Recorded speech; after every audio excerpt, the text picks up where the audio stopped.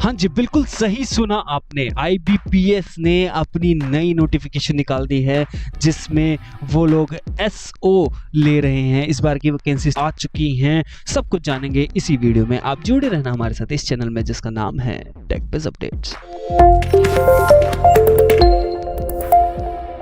तो मैं बता दूं कि ऑनलाइन एग्ज़ाम हर बार की तरह वैसे ही होगा कि प्रीलिम स्टेज होगी और मेन स्टेज होगी। हम स्पेसिफिकली फोकस करेंगे आईटी ऑफिसर स्केल 1 पर इस वीडियो में, कि भी मैं सारी डिटेल्स इस वीडियो में आपको बताऊंगा। तो स्पेशलिस्ट ऑफिसर की आ गई हैं वैकेंसीज और टोटल वैकेंसीज इस बार 600 से भी ऊपर हैं।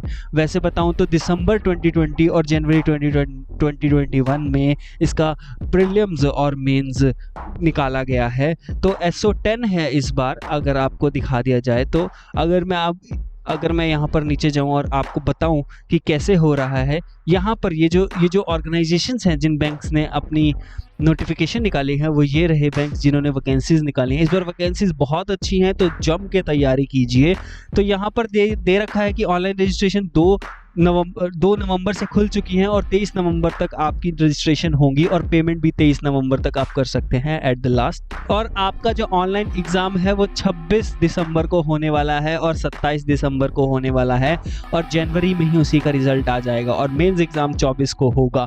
हालांकि IBPS PO, IBPS RRB clerk, RRB mains, इन्होंने भी अपनी डेट्स निकाल दी हैं, तो आप उन्हें भी चेक कर लेना। और सेबी ग्रेड ए फेज़ 1 ने भी अपनी डेट्स निकाल दी हैं जो कि 17 जनवरी को है, तो वहां पे भी आप चेक कर लेना। तो पेपर की भरमार आने वाली है, तो ध्यान रहे, इस बार पूरा जम के इस बार पेपर निकालना है। तो यहाँ पर आपको दिखाएं तो ऑनलाइन का रिजल्ट आएगा फरवरी में, और फरवरी में ही एक इंटरव्यू होगा सबका, और अप्रैल में उसका रिजल्ट आ जाएगा, मतलब कि फाइनल सिलेक्शन हो जाएगी आपकी। हम इसके एलिजिबिलिटी क्राइटेरिया के बारे में बात कर ले तो ऐसे बताएं कि आईटी ऑफिसर अगर आप बनना चाहते हैं एसओ, तो आप 20 से 30 साल के होने चाहिए, 4 साल की इंजीनियरिंग डिग्री होनी चाहिए किसी भी चीज़ में, जैसे कि इलेक्ट्रॉनिक्स एंड कम्युनिकेशन, आईटी में, कंप्यूटर साइंसेज में, या फिर आप पोस्ट ग्रेजुएट होने चाहिए electronics and communication, electronics and instrumentation, computer sciences, IT, computer applications, या फिर आपके पास DOE ACCB लेवल का एक सर्टिफिकेट होना चाहिए, graduation level certificate. Agriculture field officer में सेम एज ग्रुप है, 20 से 30 ईयर, यहाँ पर भी 4 साल की डिग्री चाहिए। एग्रीकल्चर, हॉर्टिकल्चर, एनिमल हस्बेंड्री, यहाँ पर डेयरी साइंसेज, फिशरीज, ये सब जो आप पढ़ सकते हैं, यहाँ पर आप देख सकते हैं। अगर आप इन सब में फिट बैठते हैं तो आप इस अपॉर्चुनिटी को मिस मत करें। ऐसे ही सारी चीज़ों के यहाँ पर मार्केटिंग ऑफिसर, HR, लॉ और राजभाषा अधिकारी के लिए यहाँ पर आपको दिखा दिया गया है। एक इम्पॉर्टेंट चीज़ जो मैं बता दूं कि सारी एजुकेशन क्वालिफिकेशन यहाँ पर 23/11/2020 से पहले की पास आउट्स होने चाहिए, यहाँ पर इसने दे दिया है। इसने पहले से ही एक डेट दे रखी है, तो ये पेपर डिले होने का कोई मतलब नहीं होगा। इन्होंने बहुत ध्यान से ये चीज़ निकाली है। तो यहाँ पर आप देखें कि अगर आपका फ्रैक्शन 59.99 है तो आपके 59% माने जाएंगे, ना कि 60%। ऐसे ही 54% will be treated as less than 55%। तो इसलिए अगर आपकी 54.99% है तो आप इसमें नहीं ले सकते। अगर आप SC हैं तो ये 55% आपके लिए बताया गया है, अगर आप जनरल हैं तो आपके लिए 60% बताया गया है। यहाँ पर एक बहुत अच्छी चीज़ दी गई है कि candidate can apply only for 1 post, multiple post आप नहीं भर सकते हैं, सिर्फ एक ही पोस्ट भर सकते हैं। एज रिलैक्सेशन ये रहा आपके सामने, 5 ईयर्स का होता है ज़्यादातर मैक्सिमम। और अगर हम नीचे जाएं और इम्पॉर्टेंट चीज़ों के बारे में बात कर ले तो यहाँ पर अगर आप लॉ या फिर राज्य भाषा अधिकारी के लिए आपको भरने हैं तो ये आपका एक इंग्लिश लैंग्वेज टेस्ट होगा, रीजनिंग टेस्ट होगा और एक general awareness with special reference to banking industry. अगर आप बैंकिंग इंडस्ट्री के न्यूज़, जनरल अवेयरनेस पढ़ना चाहते हैं तो आप मास्टर विद करंट अफेयर्स, ये नाम का चैनल सब्सक्राइब कर सकते हैं।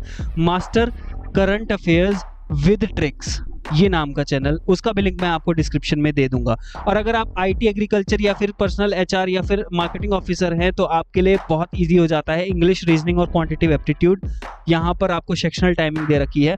और अगर आप यहाँ पर सेलेक्ट हो जाते हैं, जो मैं चाहता हूं कि आप सब हों। तो आप प्रोफेशनल नॉलेज अगर आईटी में है, लॉ में है, इनकी तो पर्टिकुलर प्रोफेशनल नॉलेज का एक पेपर खुलेगा और वो आपको देना होगा। अगर आप राजभाषा अधिकारी हैं तो यहाँ पर प्रोफेशनल नॉलेज ऑब्जेक्टिव और डिस्क्रिप्टिव होने वाला है। ये बहुत ही ईजी और बहुत ही अच्छे लेवल का होता है।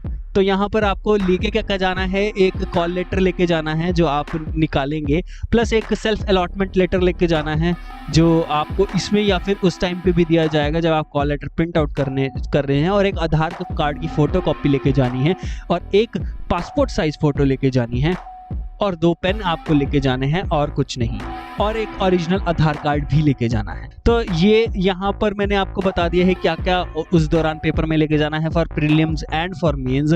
और यहाँ पर ये देखिए, ये रही सारी पोस्ट्स जो आईटी ऑफिसर स्केल 1 और एग्रीकल्चर के लिए निकाली गई हैं। यहाँ पर इस बार टोटल एक अच्छी वैकेंसी निकाली गई हैं सबके लिए। यहाँ पर ये देखिए, मैंने आपको पोस्ट दिखा दी है, ये रही राजभाषा अधिकारी के लिए और ये रही लॉ ऑफिसर्स के लिए। एक अच्छे लेवल की पोस्ट निकाली हैं। यहाँ पर ये एचआर पर्सनल ऑफिसर के लिए है, यहाँ पर ये मार्केटिंग ऑफिसर की पोस्ट्स हैं। एनआर का मतलब अगर मैं बताऊं तो नॉट रिपोर्टेड होता है, कि इसका मतलब है चांसेस हैं कि ये बैंक्स अपनी पोस्ट्स निकाल सकते हैं, और ये पोस्ट्स इसी वैकेंसीज में ऐड हो जाएंगी। यहाँ पर अगर आप कहीं से भरना चाहते हैं तो यहाँ पर आइडिया दे दिया गया है, बाकी जब आप फॉर्म भरेंगे तो वहाँ पर भी बहुत इजीली आप भर सकते हैं। तो मैं दिखाऊं तो सेल्फ डिक्लेरेशन फॉर्म ऐसा होता है। यहाँ पर अगर आपको कोई कफ नहीं है तो आप काटा करेंगे, फीवर नहीं है, सोर थ्रोट नहीं है, ब्रीथिंग प्रॉब्लम नहीं है, बॉडी एक नहीं है, तो ये यहाँ पर ऐसे काटा होगा। यहाँ कैंडिडेट का नाम आएगा, यहाँ कैंडिडेट का रोल नंबर आएगा जो आपके एडमिट कार्ड में होगा। यहाँ पर आपको नेम ऑफ द बैंक नहीं, यहाँ पर नेम ऑफ द इंस्टीट्यूशन आप जहाँ पर सेंटर एग्ज़ाम दे रहे हैं। हालांकि ये आपका सेल्फ डिक्लेरेशन फॉर्म में नहीं आएगा जब आप इसको पेपर दे रहे होंगे। बाकी यहाँ पर डेट ऑफ द एग्जामिनेशन, जैसे कि आपकी जनवरी में होने वाली है तो दिसंबर में होने वाला है, सॉरी, तो दिसंबर लिखेंगे जैसे कि यहाँ पर मैंने लिख दिया। और यहाँ पर एग्ज़ाम सेंटर, जिस एग्ज़ाम सेंटर में आप बैठे हो, और यहाँ पर आपको अपने सिग्नेचर करने हैं। तो आपको ज़रूरी बिल्कुल भी ज़रूरत नहीं है अपने आरोग्य सेतु ऐप मोबाइल ले जाने के लिए, नहीं लेके जाने की ज़रूरत है, बस आपको इसमें काफ़ी है। तो आप आराम से पेपर दे सकते हैं, मोबाइल की आपको टेंशन नहीं लेनी है।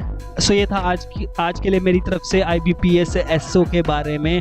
बहुत अच्छी वैकेंसी है, जम के तैयारी करनी है और इस पर पेपर निकालना है। मैं आपकी विश करता हूँ इस बार आपका एक गवर्नमेंट एग्जाम निकल जाए। तब तक के लिए आप जुड़े रहना मेरे चैनल पर और सब्सक्राइब करते रहना। ऐसी अच्छी इंटर्नशिप वीडियोज़, अर्न मनी कैसे अच्छी तरह से पैसे कमाते हैं, ऐसी वीडियोज़ मैं आपको लेके आता रहता हूँ।